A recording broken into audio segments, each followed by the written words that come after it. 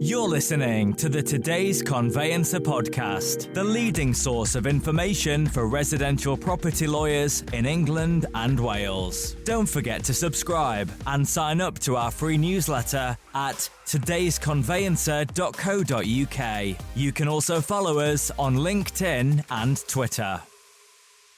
Hello, welcome along to the latest Today's Conveyancer podcast. Today I'm talking about upfront information, material information, home sale packs, technology with Ruth Beeton. Ruth is the co-founder of a tech business, Home Sale Pack, and is also a practicing solicitor from the Northeast. It's fab to have you on the podcast, Ruth. Thanks very much indeed for joining. No, thank you so much, David, for having me here. It's a little bit overwhelming, I'll say that, because to be going from the day job to this it's absolutely surreal. And that's an interesting point of discussion today, isn't it? Because as I say, you're a practicing lawyer. You've obviously done all of your badges in conveyancing, and you've now launched this new business, Home Sale Pack. Tell me in the first instance about yourself, what you've obviously been doing over the past sort of 20 years, and then tell me a little bit about why you've moved over into the dark side of conveyancing. I know. Basically, what we have done is we've looked at where we are in, with the current situation with the profession, and just thought, well, hang on, what can we do to make a difference? How can we make this easier? Basically, one of the ideas that we came up with was, if you've got everything in first instance, then surely that should make the transaction not only, quicker to go through, but also just provide some kind of certainty to the transaction as well. So this is where Home Sale Pack comes in. Home Sale Pack's basically just all up front information. So it's your title, plans, searches, EPCs, any supporting documents as well. So it'll have any marriage certificates in there if that's an issue with the title. It'll also have any plan permissions, new build warranties, anything that would have been asked during the transaction. We try and get in place in first instance. What precipitated the launch of this? Because as I say, you've got the day job that will no doubt be keeping you very busy, as it has done for a lot of the industry over the past couple of years. Do you know what? I think it's been a couple of factors. There's definitely been a shift in the current industry over the past 4 years, and it's something which is kind of hammered home as well. I practiced all the way through COVID and stamp duty holidays and the back end of the Liz Truss days and, all of that. And it's been really, really difficult. It's one of those situations where you've seen really good people come out of the profession because they couldn't hack it. And you've seen new people try and come in and embrace it. But there's definitely been a shift in skill set in the people who are working in the profession.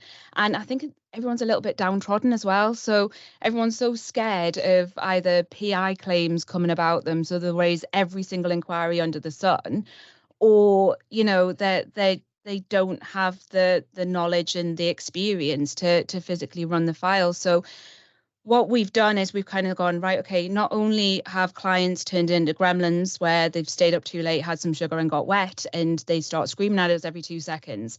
We've also kind of looked and said, well, what can we do for the profession? How can we make it better? And one of the things that we believe we can do is if we can just take some of the mundane stuff away from, the everyday of the profession, then we can make it better. Just stupid things like, when you're practicing, you're not practicing in law anymore. You're arguing over whether a boiler's been serviced or whether electrics have been tested. You're not arguing over the legal points of the title, whether there is a rectification that needs to be done. And that's what I want the profession to get back to. I want to be able to say, well, look, let us take everything back away from you so that you can do your day job that you've trained so hard to do. There'll be a number of listeners nodding along, Ruth, absolutely no doubt about it, because it has been tough. You're right. I want to pick up on what you said there about the role being a little mundane. The podcast has previously identified that around, I think it's something like 20% of a transaction is actually taken up by just collecting data, never mind analysing it. So this is an effort really to try and streamline that a little bit. Yeah, absolutely. So it's gone. And again, because I've been in the profession for 20 years, I've seen it change over those years. So it's gone from not caring whether a boiler's been serviced to, well, no, we're going to advise our clients not to proceed if you don't get your client to service that boiler prior to completion. And it is just a collection of information rather than actually doing the legal part that we're paid to do. So if we can utilize the AI, the technology, to collect all of that information in first instance, it's like having that perfect contract pack in place, so that when it gets passed to the solicitors, all they're doing is they're looking at it and going, oh my God, this is amazing. I've got all my fencing certificates. I've got all my planning permissions. I can see that I've got all my guarantees. Right, where are we with the title? Okay, well, I can see that there's a couple of restricted covenants. Is there anything that needs to be done in relation to them? That they're doing their actual job. They're not doing that data collection, which, takes up so much time now. I'm going to play devil's advocate for a moment, because you said that in the time that you've been practicing, we've gone from people not being particularly bothered about whether the boiler's been serviced to it being a blocker to the transaction. But that's what clients want. Mhm. And it's really important that as a profession, whether it's the estate agents, whether it's the conveyancers, that we deliver that to the client, surely. Absolutely, but I think there has to be a clear kind of line about what our instructions are as a lawyer. We're not paid to advise whether the boiler's been serviced, whether the fire alarm's got batteries in it, whether the guttering needs to be emptied or cleared prior to completion. What we're paid to do is we're paid to look at all of the legal aspects of the transaction and make sure that it adheres with all current legislations and laws, not the state of the property, whether it's got a bit of rubbish in the garden. To be honest with you, I don't care. I don't care if it's got rubbish in the garden. I care whether it's got a massive extension on the back and it's a listed building with no planning permissions and there's a restrictive covenant saying that they can't do it. That's what I'm paid to do.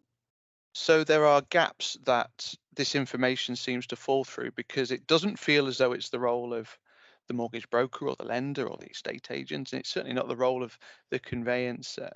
I don't seem to be able to have a conversation about technology at the moment without talking about AI, and I know that's a part of your product. Is this something that you think that AI can solve, that information piece? And then sort of second and follow-up question, who is responsible for collating all of that information then? So AI can certainly assist. If it's a situation where the AI can pick out all of the key terms that we need to know, so all of the key phrases like your restricted covenants and easements and all of that, and acknowledge where they are, it just makes the job easier to be able to look at the title and make sure that everything marries up with what it needs to be. Who's responsible for collating it? I mean, it's one of those things. We are integrating AI into our product, but it's not as simple as what everyone thinks. Everyone thinks that you can just tell a computer, and me 6 months ago is what exactly I thought as well. You could just go, well, why can't the computer just do that? Why can't it just find all of this stuff? Well, no, it's got to learn like a human has to learn.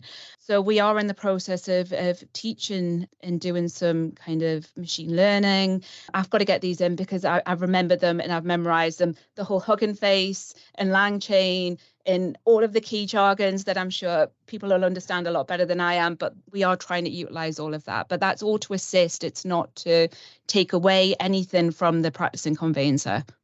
But we still fail to address this issue about who's responsible, where does the responsibility for collating that information lie? And is that one of the reasons why we seem to fail as a profession to embrace this opportunity that upfront information presents?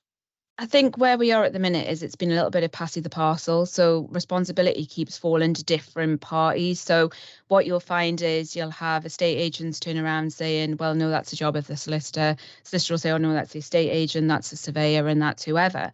And I suppose that's one of the reasons why we're trying to do what we're doing with Home Sale Pack. We're trying to collate all of the information. We're putting the seller in control and we're saying, well, look, actually, let's take you as the starting point because it's your property. You know the property more than anyone else.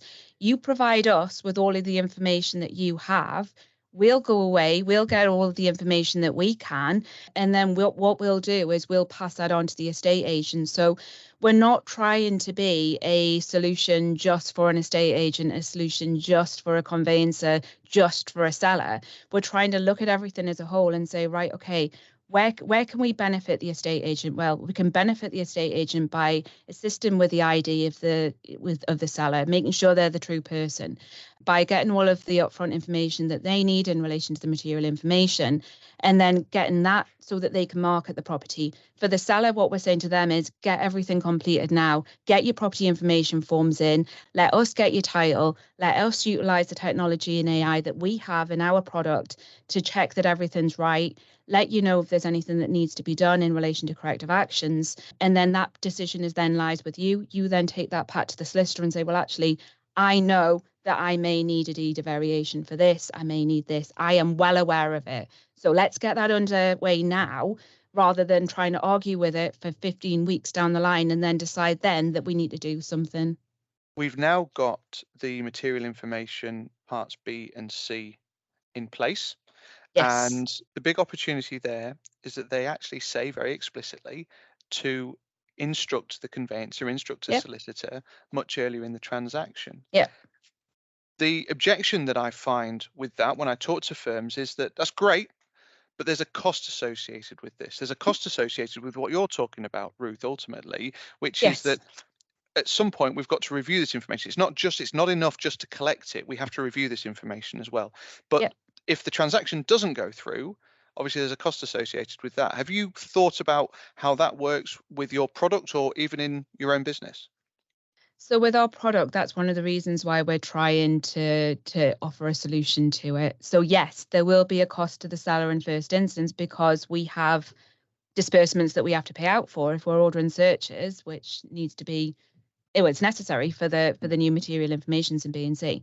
Then we have to be able to cover the costs for that. So what we're doing is, yes, there'll be an initial cost to the seller for our pack, but what we're saying is, well, actually, you meet that cost in first instance to get the property live, but once you get a buyer, if you want to try and tie that person in, if that person's really, really keen on the property and is a serious buyer, what they can do is they can reimburse that monies to the seller at that point. And then it means that you know that you've got the serious buyer, they are prepared to go ahead with the transaction, and then all of the information can be passed to the solicitors from there. So it means that there's not going to be an argument over solicitors opening files, taking money on account, properties not selling, or I lived through the home information pack, so I did practice as a solicitor, so I'm well aware of all the pitfalls that we had during that. And there was a lot of properties where it just got overcomplicated because you couldn't put a property live without instructing the solicitor. But because of the day and age we were in, we were opening files, writing to them, posting stuff out, waiting for documents to come back. It was taking far too long to sell, but we're not there anymore. Properties are selling a lot quicker. And if you have got that full transparency and confidence with the pack that we're providing, then it should be a one-stop solution for everyone. The other thought process is that you're collecting all of this information at the outset. Where does it go after that? I mean, there are logbook companies now, obviously, out there that are collecting this information. Are there plans for you to be a logbook company, or do you see that you feed into a logbook company in some way? Where we are at the minute is we're producing the packs. However, what we are looking at is those packs will be stored. So it may be that if the property sells again, people can log in, they can look at the information that's already been provided and they can add to it. So that will be something that we look at down the line. But where we are at the minute, we're still very new to this market. So yes, it will be something that we look at in the future. But at present, where we are is we're just the upfront information. There are a number of providers now out there that are really getting on board with this. Obviously, the material information changes makes a big difference, makes a big impact, and creates a big opportunity. And the challenge has always been getting the different providers of information within the same transaction to work together. Is that a challenge that you recognise, and how are you tackling that? So what you've got to remember is we're looking from the inside out rather than the outside in. So we're not some tech company going, oh, hang on, what can I do to cash in on this, to assist, to, try and offer a solution to one party in the transaction. What we're trying to do is we're trying to provide like a one-stop solution to everyone. So where we are is that we are building the technology to benefit the estate agent, benefit the conveyancer, benefit the seller, benefit the buyer, to make sure that everything's there. We are embracing the technology because we're going to have to. This is the day and age that we're in. We can't go and sit in our caves and think that our quills are going to last for another 10 years. This is the way the industry is going. But I just want to make it very clear that we're not a tech company. We're making the tech work to our specifications with what we know, our knowledge, and not the other way around. So on a practical level then, how does Home Sale Pack work? Where does it get the information from? How does it then get shared with the firm, the estate agent, and what happens thereafter? I mean, does it feed into the case management, that kind of thing, Ruth? So where we are is we've got access to all of the open data that we're able to do. So we've tried to get as much as we can with where we are at the minute. All of that will be on our platform. It's all stored on there. It'll be available for the seller in a nice, pretty pack, hence the name, to view and see. There'll be like a little summary, like a corrective action report or a health check, just to make sure that the property's okay. So that's all ready, available to the seller. The estate agent will be able to get a copy of it. Buyer can log in to view it if they're serious about the property. How it gets shared, what we're looking at is there'll be partnerships with certain estate agents where we say, well, look, once the property sells, it can be literally attached to the memorandum of sale. Obviously, if our law firm's instructed in the sale of the property, we'll be able to attach the contract as well. So there'll be integrations like that. But I think because it's an upfront pack, there's not as much need to have it plug in to anyone's case management system. It's there as as information rather than as a solution or, like I say, a plug-in for them. And what's the direction of travel for the business? You're obviously integrating it into your own firm, but there'll be wider opportunities for you to work, as you say, with other agents and conveyancers, no doubt. Do you know what? I literally just want to be one of those companies where people go, yeah, I need a home sale pack. Before I can put the property live, I need to know. I just want that confidence and reassurance, and for everyone to understand why we're doing this product, and we're not doing it for financial gain, although that would be nice at some point in the transaction. We're doing it out of the frustration. We're doing it to genuinely help the profession as a whole. And it would be really nice if we could just be that household name and have that kind of reputation where people say, actually, it's really beneficial to have this. Like, we understand why we have to do this because our house is going to sell a lot quicker. We're going to make sure there's no fall throughs. We're going to make everyone's life easier. That's my ultimate goal. One of the biggest criticisms that I've come across of things like this is that we're dumbing down conveyancing in some way. Now, I know that that's not your intention, because obviously you've said you want to get back to that bit of the process that actually the lawyer is needed for ultimately. But what do you say to people who are sort of looking at this and going, oh, here's another product, here's another person trying to dumb down conveyancing? Yeah, so I mean, that is definitely not what we're trying to do. What we're trying to do is we're putting the onus back on the seller. So it's for the seller to get all of the documentation to support the property and put the conveyancer back in control, put them back to where they're meant to be in relation to, what they've done all the training for, to learn the legislations, going off tangent a little bit, the Building Safety Act is a massive thing at the minute where you've just got so many law firms who've just gone, oh, no, I'm not doing it. Not doing it. I don't feel comfortable doing it, so I'm just not doing it. But why? That I've never, ever known a time beforehand where as a profession, we've turned around and said, oh, actually, we're just not going to deal with any new legislation because that's not what we're paid for. Well, sorry, that's exactly what we're paid to do. We're paid to go away, read the legislation, interpret the legislation and work out and advise the clients to the best ability that we can. We're not paid to then turn around and say, oh, well, actually, no, my job is to, going back to the boiler certificate, argue about whether it's been serviced or not. No, this is my frustration, and that's what we need to get back to as a profession. I feel like it's almost been our own fault that we've started to be kind of looked down on and disrespected because we're not up in our game. We're not kind of looking at everything as a whole. We're not doing what we've trained to do. And that's what I want to get back. I want to put the seller back in control of doing everything they need to do in relation to the, like I said, the mundane parts of the property. And I want to put the conveyancer back in control of doing what their job is, which is the legal aspects. I get your frustrations. Your passion comes across in spades, and I absolutely believe that the practitioner in you is really passionate about driving this change through and really ultimately taking advantage of the opportunity that these material information changes provide. Yeah, and I don't want to be reliant on a tech company to do it for me.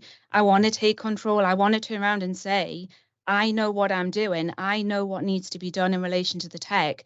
And I'm going to build something which everyone is going to benefit from and not just make millions for the tech company who think that they can take advantage, I suppose I'm going to say. And that is my passion. And if I can stand up and do this, it means that other people can stand up and do this as well. And we can start leading the profession to get us back where we need to be.